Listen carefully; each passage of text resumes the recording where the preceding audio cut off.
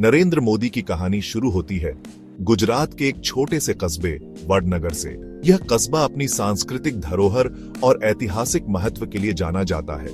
17 सितंबर 1950 को जन्मे नरेंद्र 6 भाई बहनों में तीसरे नंबर पर थे। उनका परिवार बहुत ही साधारण और मेहनती था। उनके पिता चाय बेचते थे और परिवार का पालन पोषण करते थे। नरेंद्र मोदी स्कूल जाने से पहले अपने पिता की चाय की दुकान पर हाथ बंटाते थे। यह उनके जीवन का एक महत्वपूर्ण हिस्सा था। उन्होंने बचपन से ही कड़ी मेहनत और लोगों से जुड़ने का महत्व जाना।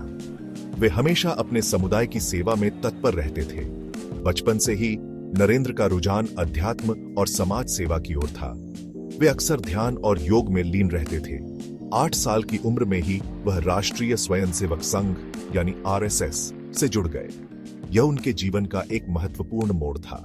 आरएसएस एक राष्ट्रवादी संगठन है जो भारतीय संस्कृति और मूल्यों पर जोर देता है।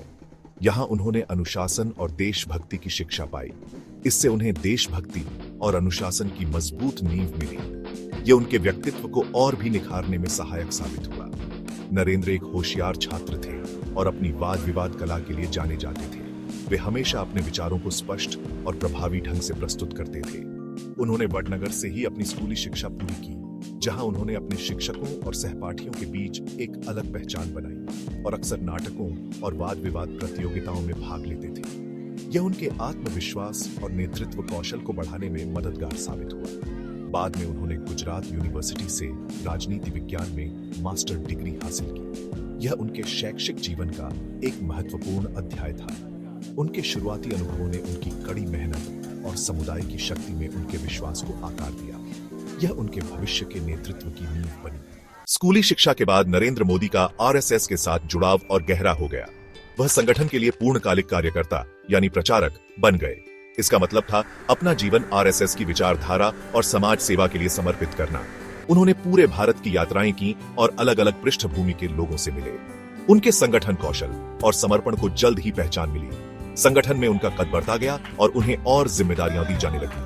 प्राकृतिक आपदाओं के दौरान राहत कार्यों के समन्वय जैसे महत्वपूर्ण कार्यों का भार उन्हें सौंपा गया। इस दौरान उनके नेतृत्व गुणों और जमीनी स्तर पर लोगों से जुड़ने की उनकी क्षमता को निखार मिली। आरएसएस के साथ काम करते हुए मोदी को भारत के सामाजिक और राजनीतिक परिदृश्य की गहरी समझ हुई। उन्होंने आम नागरिकों, खासकर ग्रामीण क्षेत्रों के लोगों के सामने आने वाली चुनौतियों को करीब से देखा। इस अनुभव ने बाद में एक मजबूत और समृद्ध भारत के लिए उनके राजनीतिक दृष्टिकोण को प्रभावित किया। 1980 के दशक में नरेंद्र मोदी के सफर ने एक राजनीतिक मोड़ लिया। भारतीय जनता पार्टी यानी बीजेपी, जो आरएसएस से जुड़ी एक राजनीतिक पार्टी है, ने उनकी क्षमता को पहचाना। वह 1985 में आधिकारिक रूप से बीजेपी में शामिल हो गए। आरएसएस के साथ अपने समय के दौरान निखारे गए उनके संगठन कौशल बीजेपी के लिए अमूल्य साबित हुए। उन्होंने गुजरात में पार्टी की उपस्थिति को मजबूत करने में महत्वपूर्ण भूमिका निभाई। 1995 के गुजरात विधानसभा चुनावों में बीजेपी की जीत में उनके प्रयासों का महत्वपूर्ण योगदान रहा। बीजेपी के भीतर मोदी का उत्थान तेजी से हुआ। 1995 में उन्हें पार्टी का राष्ट्रीय सचिव नियुक्त किया गया। इस भूमिका में वह कई राज्यों में पार्टी की गतिविधियों की देखरेख के लिए जिम्मेदार थे। उनकी रणनीतिक सोच और जनता से जुड़ने की क्षमता ने उन्हें बीजेपी के राष्ट्रीय नेतृत्व के लिए एक मूल्यवान संपत्ति बना दिया। 2001 में नरेंद्र मोदी को गुजरात का मुख्यमंत्री नियुक्त किया गया। उन्होंने ऐसे समय पर कार्यभार संभाला जब राज्य विनाशकारी भूकंप से जूझ रहा था। इस संकट के दौरान उनके नेतृत्व की व्यापक रूप से प्रशंसा हुई। उन्होंने बुनियादी ढांचे के पुनर्निर्माण और प्रभावित लोगों को राहत प्रदान करने पर ध्यान केंद्रित किया। मुख्यमंत्री के रूप में मोदी ने आर्थिक विकास और सुशासन को प्राथमिकता दी। उन्होंने निवेश आकर्षित करने और औद्योगिक विकास को बढ़ावा देने के लिए नीतियां लागू की। बुनियादी ढांचे के विकास, खासकर बिजली और सड़कों पर उनके ध्यान ने गुजरात की अर्थव्यवस्था को बदल दिया। मुख्यमंत्री के रूप में मोदी का कार्यकाल महत्वपूर्ण आर्थिक प्रगति का प्रतीक रहा। गुजरात में तेजी से औद्योगिकीकरण और रोजगार सृजन हुआ। उन्होंने शिक्षा, स्वास्थ्य सेवा और महिला सशक्तिकरण पर ध्यान केंद्रित करते हुए सामाजिक कल्याण योजनाओं को भी लागू किया। उनके शासन मॉडल, जिसे अक्सर गुजरात मॉडल कहा जाता है, को विकास और दक्षता पर ध्यान केंद्रित करने के लिए सराहा गया। 2014 में नरेंद्र मोदी का राजनीतिक सफर उस मुकाम पर पहुंच गया जिसकी पराकाष्ठा होती है। उन्होंने आम चुनावों में बीजेपी को ऐतिहासिक जीत दिलाई और भारत के 15वें प्रधानमंत्री बने। उनके चुनाव अभियान का केंद्र बिंदु विकास, सुशासन और राष्ट्रीय सुरक्षा था। मोदी की जीत ने भारतीय राजनीति में एक महत्वपूर्ण बदलाव का संकेत दिया। उन्हें एक ऐसे मजबूत नेतृत्व के रूप में देखा गया जो बदलाव ला सकता है। उनकी निर्णायक नेतृत्व शैली और एक नए भारत के लिए उनके दृष्टिकोण ने लाखों भारतीयों की आकांक्षाओं को आवाज दी। प्रधानमंत्री के रूप में उनके चुनाव ने भारतीय राजनीति में एक नए युग का सूत्रपात किया। उन्होंने पुराने तौर तरीकों को तोड़ने और विकास और प्रगति के युग की शुरुआत करने का वादा किया। सुशासन पर उनका ध्यान और आम नागरिकों के जीवन को बेहतर बनाने की उनकी प्रतिबद्धता ने मतदाताओं को प्रभावित किया। भाग 6, भारत का कायाकल्प, पहल और सुधार। प्रधानमंत्री के रूप में नरेंद्र मोदी ने कई महत्वाकांक्षी पहल और सुधार शुरू किए। Make in India, digital India और स्वच्छ भारत अभियान जैसे उनके प्रमुख कार्यक्रमों का उद्देश्य भारत की अर्थव्यवस्था और समाज को बदलना था। उन्होंने व्यापार करने में आसानी में सुधार, विदेशी निवेश आकर्षित करने और विनिर्माण को बढ़ावा देने के लिए नीतियां पेश की।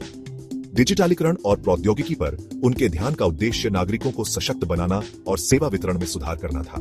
उन्होंने स्वच्छता, स्वास्थ्य सेवा और वित्तीय समावेशन पर ध्यान केंद्रित करते हुए सामाजिक कल्याण कार्यक्रमों पर भी जोर दिया। मोदी की पहल और सुधारों का भारत के विकास पथ पर महत्वपूर्ण प्रभाव पड़ा है। बुनियादी ढांचे के विकास, अक्षय ऊर्जा और डिजिटलीकरण पर उनकी सरकार के फोकस ने इन क्षेत्रों में भारत को एक वैश्विक नेता के रूप में स्थान दिया है। उनके सामाजिक कल्याण कार्यक्रमों ने लाखों भारतीयों के जीवन में एक ठोस बदलाव लाया है। भाग 7, चुनौतियों का सामना, एक नेता का दृढ़ संकल्प। प्रधानमंत्री के रूप में नरेंद्र मोदी का कार्यकाल चुनौतियों से रहित नहीं रहा है। अर्थव्यवस्था, बेरोजगारी और धार्मिक तनाव जैसे मुद्दों से निपटने के लिए उन्हें आलोचना का सामना करना पड़ा है। उनकी सरकार की नीतियों को समाज के कुछ वर्गों के विरोध का भी सामना करना पड़ा है। हालांकि मोदी भारत के लिए अपने दृष्टिकोण के प्रति अपनी प्रतिबद्धता में अडिग रहे हैं। उन्होंने कठोर फैसले लेने और कठिन मुद्दों का सीधा सामना करने की इच्छा शक्ति दिखाई है। उनके समर्थक एक नेता के रूप में उनकी प्रभावशीलता के प्रमाण के रूप में उनके मजबूत नेतृत्व और जटिल चुनौतियों से निपटने की उनकी क्षमता की ओर इशारा करते हैं। उनकी सरकार को कोविड-19 महामारी से निपटने, आर्थिक मंदी और विवादास्पद नीतियों के खिलाफ विरोध प्रदर्शनों के लिए आलोचना का सामना करना पड़ा है। हालांकि मोदी ने अपने कार्यकाल में उच्च अनुमोदन रेटिंग बनाए रखी है, जो उनके नेतृत्व के लिए निरंतर सार्वजनिक समर्थन का सुझाव देती है। भाग 8, मोदी की विरासत, एक बदला हुआ राष्ट्र। प्रधानमंत्री के रूप में नरेंद्र मोदी की विरासत अभी भी लिखी जा रही है। उनके कार्यकाल ने भारत के राजनीतिक और सामाजिक परिदृश्य में गहरे बदलाव लाए हैं। उनके समर्थक उन्हें एक परिवर्तनकारी नेता के रूप में देखते हैं, जिन्होंने भारत को एक वैश्विक महाशक्ति बनने की राह पर ला खड़ा किया है। वे उनकी आर्थिक सुधारों जैसे कि वस्तु एवं सेवा कर, जीएसटी और नोटबंदी, बुनियादी ढांचे के विकास पर उनके ध्यान जैसे कि स्मार्ट सिटी मिशन और बुलेट ट्रेन परियोजनाएं और भारत के वैश्विक कद को बेहतर बनाने के उनके प्रयासों जैसे कि अंतर्राष्ट्रीय मंचों पर उनकी सक्रिय भागीदारी को उनकी सफलता के प्रमाण के रूप में इंगित करते हैं। हालांकि उनके आलोचकों का तर्क है कि उनकी नीतियों ने सामाजिक विभाजन और आर्थिक असमानता को बढ़ा दिया है। वे यह भी कहते हैं कि उनकी सरकार के तहत अल्पसंख्यकों के अधिकारों का हनन हुआ है। वे उनकी सरकार के तहत अभिव्यक्ति की स्वतंत्रता और धार्मिक असहिष्णुता के बारे में चिंताओं की ओर इशारा करते हैं। पत्रकारों और सामाजिक कार्यकर्ताओं पर बढ़ते दबाव को भी वे एक गंभीर मुद्दा मानते हैं। मोदी की विरासत पर आने वाले वर्षों तक बहस होने की संभावना है, क्योंकि उनके समर्थक और विरोधी भारत पर उनके प्रभाव पर विपरीत दृष्टिकोण प्रस्तुत करते हैं। यह बहस न केवल राजनीतिक गलियारों में बल्कि आम जनता के बीच भी जारी रहेगी। उनके समर्थक भारत की वैश्विक छवि को बेहतर बनाने के उनके प्रयासों जैसे कि मेक इन इंडिया और डिजिटल इंडिया कैंपेनों और राष्ट्रीय सुरक्षा पर उनके कड़े रुख जैसे कि सर्जिकल स्ट्राइक और आतंकवाद के खिलाफ उनकी सख्त नीतियों को उजागर करते हैं और राष्ट्रीय सुरक्षा पर उनके कड़े रुख को उजागर करते हैं। उनके समर्थक यह भी कहते हैं कि उन्होंने भारतीय सेना को मजबूत किया है और देश की सुरक्षा को प्राथमिकता दी है। उनके आलोचकों का तर्क है कि उनकी नीतियां अक्सर विभाजनकारी रही हैं और समाज के सभी वर्गों को समान रूप से लाभान्वित नहीं कर पाई है। वे यह भी कहते हैं कि उनकी नीतियों ने ग्रामीण और शहरी गरीबों की समस्याओं को और बढ़ा दिया है और समाज के सभी वर्गों को समान रूप से लाभान्वित नहीं कर पाई है। वे यह भी कहते हैं कि उनकी नीतियों ने ग्रामीण और शहरी गरीबों की समस्याओं को और बढ़ा दिया है। केवल समय ही बताएगा कि इतिहास अंततः भारत पर नरेंद्र मोदी के प्रभाव का न्याय कैसे करेगा। यह देखना दिलचस्प होगा कि आने वाली पीढ़ियां उनके कार्यकाल को किस दृष्टिकोण से देखती हैं और उनके योगदान को कैसे आंकती हैं। भाग 9, एक विरासत जो अभी लिखी जानी बाकी है।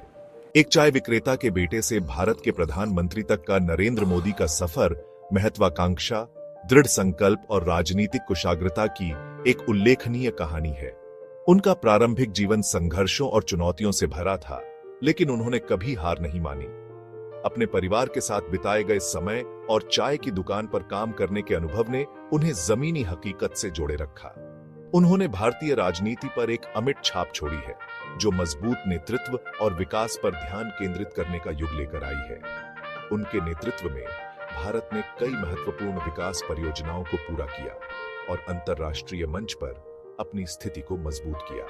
हालांकि उनकी विरासत बहस का विषय बनी हुई है। उनके कार्यकाल के दौरान कई नीतिगत निर्णय और सुधार लागू किए गए, जिनका प्रभाव दीर्घकालिक रूप से देखा जाएगा।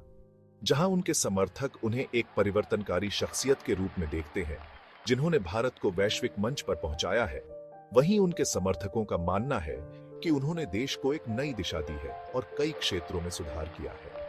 वहीं उनके आलोचकों का तर्क है कि उनकी नीतियों ने मौजूदा सामाजिक और आर्थिक विभाजन को और बढ़ा दिया है।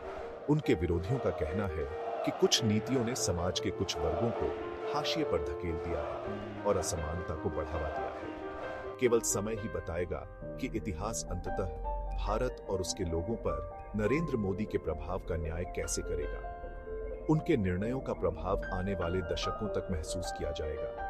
कोई उनकी नीतियों से सहमत हो या ना हो, इस बात से इनकार नहीं किया जा सकता है कि प्रधानमंत्री के रूप में नरेंद्र मोदी का कार्यकाल एक परिणामी रहा है। उनके कार्यकाल के दौरान कई महत्वपूर्ण नीतिगत बदलाव और सुधार हुए हैं। उनके कार्य और निर्णय आने वाले वर्षों तक भारत की नियति को आकार देते रहेंगे।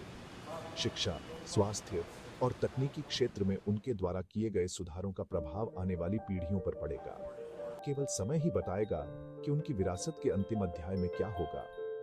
भविष्य में उनके कार्यों का मूल्यांकन कैसे किया जाएगा, यह देखना दिलचस्प होगा।